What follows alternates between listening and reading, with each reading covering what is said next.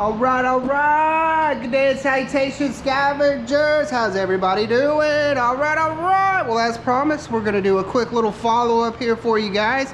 See what we got in the aluminum department. Got some lights, a little bit of scrap over here, some electronics, more like, you know, server cabinet rack stuff, and some dental stuff. So we're gonna do a little plugging in, see what works, what doesn't work, and talk about what we found on the most previous episode of Dumpster Diving. Go ahead, start it off right over here. This is a 10-foot backlit frame here. I haven't completely assembled it all. I just kind of put the base together because this thing's big. This is the base, 10 foot, and then it comes up, I don't even know how high, maybe 10 foot and then 10 foot. And then it's a big lit up, here, I'll show you. Don't look directly in the light, man, it'll blind you. Woo! But yeah, so you would connect all of these together. See how they have the light in the middle of the track? Make a big old square right there, and then you'd have your banner over it, and then it'd be lit in the back, you know, so on either side people could see your banner at a trade show or whatever. But that's all extruded aluminum in there, but I actually have a home for this particular set right here, so we're not going to scrap this out. Unplug that. You stare at them lights too long, man, you get a migraine for sure. Got us a nifty little barber's chair here. It's not too bad. It's pretty cozy, pretty comfy. It's got some spring in it, and I mean, it still works, you know. See if we can't find a decent home for this. People get their wig split. Back over here, I had rescued these magnifying lights with hopes that they would work, and they kind of do. I mean, we've got a little bit of there's a, I don't know, maybe. But if you look at the glass here, it's really scratched up. They were using this in the dentist office, cleaning up teeth or something, and they were probably bumping into the, I guarantee you they were bumping into the glass with their little tool they were using. It's kind of old school though, falling apart. I figure things today would use LED lights. Down here, we've got our HP. This is our little HP point of sale retail, what does that say? Yeah, retail solutions. This would probably be like a point of sale station with your thing, but there's no boot device found. There's no hard drive. The hard drive's been pulled out of this bad boy, but that's kind of like a miniature computer right there, and it's touches and stuff. Right over here, we've got a Canberra Series 35, I believe, an oscilloscope.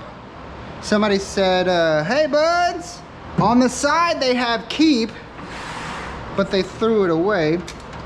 Got her plugged in. Let's see if we can't flip her on here. On. Sounds like it's warming up. I can hear the fan and feel the fan, and there he goes. Yeah, there's a little screen right there. I don't know if y'all can see it's doing its thing. Is that the Matrix? Next door over here, we've got a Mid-Atlantic Products. This, I believe, would go actually mount inside of a server rack, and then it's got little latch pins right here. Obviously, it's not like mounted where it needs to be, so it's not like, you know, the weight is making it bend or whatever, but I think this would slide into one of the server racks that we find, and then if you needed to get into it, you could just, I guess, go like this. I guess, I don't know, tie it on space versus sliding out. Why would you rotate versus sliding? Either or, all good stuff. And there's even a little Furman power supply in the bottom. Gotta pull that out. Down below, we have a legit Maple Hill Coupe dairy bucket, barrel, milk barrel. Yeah, these guys are still around. The Maple Hill Coupe, it's like a dairy farm. I forget where it was, but yeah, these are the big barrels they deliver the milk in back in the day. Over here, we've got our dental department. Got these little vacuum pumps here. This is probably what they would use to suck up the dust, create the vacuum suction for the dust, cleaning out those teeth. Yeah, it works. We got a little bit of some vacuumage going on right here. Well, yeah, that one's got some good suction.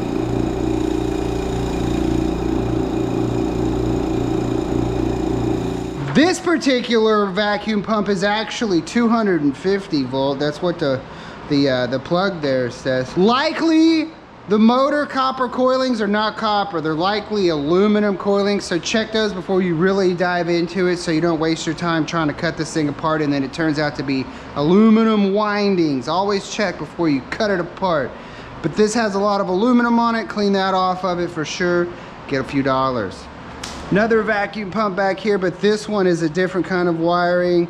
We'll check those copper coils in there, see if they're copper or aluminum. But as you can see, that's all cast aluminum, cast aluminum, cast aluminum, cast aluminum, cast aluminum, all cast aluminum.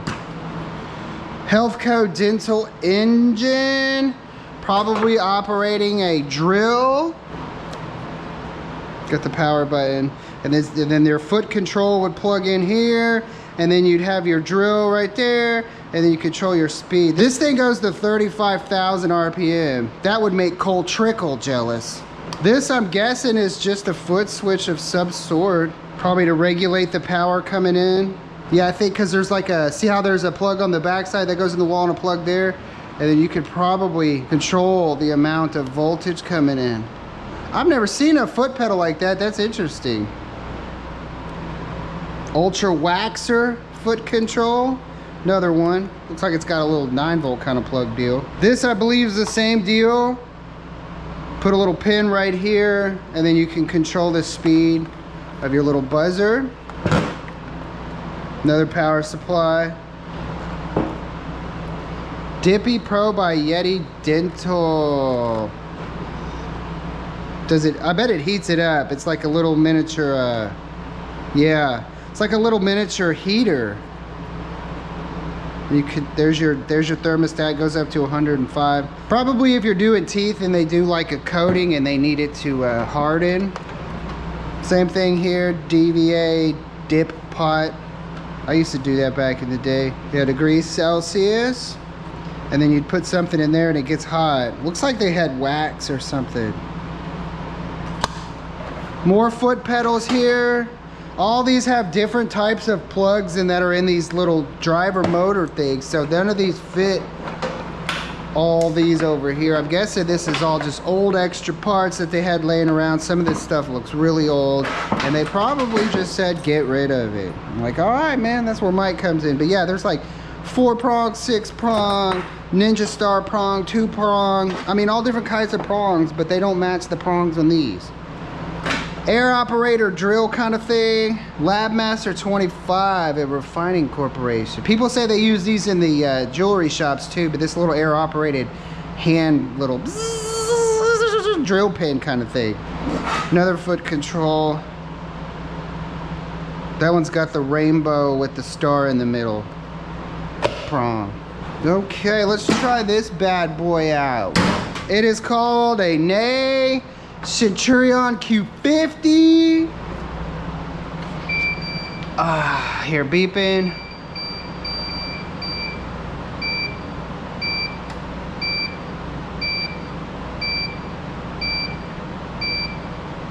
Getting an error message. Escape. Escape. Okay, so that's probably why they tossed it out. But I'm curious to take this thing apart. We'll make a little video taking this thing apart, see what's inside of it. All right, so we got our dental stuff, electronic stuff. There's some weights down there. I'm almost positive, since there was only 3 of them, they were using it on this right here to hold it down. See, 3 feet, 3 10-pound weights right there. All right, y'all, let's get a weight on some of this scrap that we got here. I've got it divided up here. We're gonna have our sheet aluminum. This is all the poles. There wasn't a whole lot of cleaning up to do. They had little strings in them, and then the little metal clips. You just get some needle nose pliers, rip the metal clips out, cut the strings, cut them out, good to go. Over here, we've got our extruded aluminum. I actually have it a little bit separated further out than just extruded. This is painted, this is secondary. But for the sake of whatever, we're gonna just weigh all this out as extruded aluminum. Managed to scoop up a little bit of some #1 wire right there. Cat wire that was in that big pile, as well as extension that was in that big pile. And then we just got a little bit of some one-off tchotchkeness down in here that,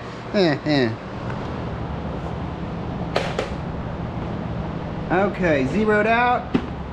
Number 1 wire, 5 pounds. This tub is, you know, probably about 2 pounds. So there's 3 pounds, number 1 wire. Get our extruded aluminum here. These 2 tubs are approximately 2 pounds a piece, so we'll subtract 4 pounds. 20.5 minus 4 gives us 16.5. So we'll round it up, 17 pounds, extruded aluminum. Cat wire in the tub, 4 pounds on the tub, so we got 15 minus 4, that gives us 11 pounds. Kitty cat wire. Then our extension here, 29.5, we'll just call it 4 on that, so that gives us what, 25.5, 26 pounds. Extension. Okay, and now for the heavy hitter of the day, sheet aluminum. This tub, about 6 pounds we'll call it. 71 minus 6, so we got about 65 pounds sheet aluminum. Plus I had a little bit we took to the scrapyard, made about 60 bucks. All in all, not too shabby. But alrighty guys, that's gonna conclude this episode of Following Up with Mike the Scavenger. Once again, thank y'all so much for chiming in on this episode. Just a quick little note, real talk guys. I think I'm gonna take a little quick hiatus from social media for just a little bit. Focus on dealing with my stuff on the home front, getting my mental back in check, all that stuff. Just need a little break, take some time off, hang out with those closest to me, and recharge those batteries. Love you guys. I know y'all be here when I get back.